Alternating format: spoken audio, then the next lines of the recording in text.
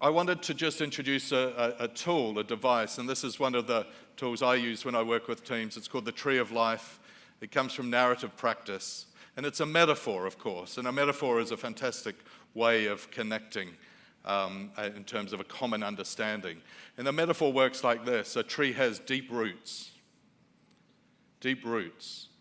and then those roots lead to a strong trunk, and the trunk then leads to branches that go out and stretch towards the sun.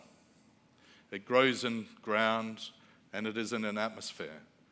The roots, of course, are your deepest beliefs, your fundamental assumptions about life, the ground that you grow in.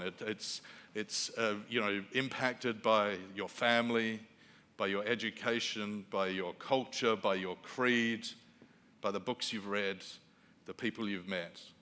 And it's bone deep. It's right at the heart of you. That leads then up to your character.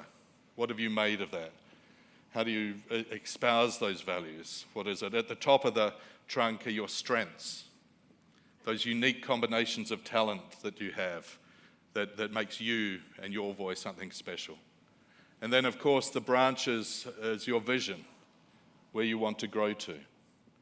Overhead is the sun, your purpose, the light towards which you grow. It's planted in ground, that's your culture. That's the environment for growth. And it's surrounded by a climate, by an atmosphere, which is what we bring to the room, which is what we as leaders create, and they become the conditions for growth.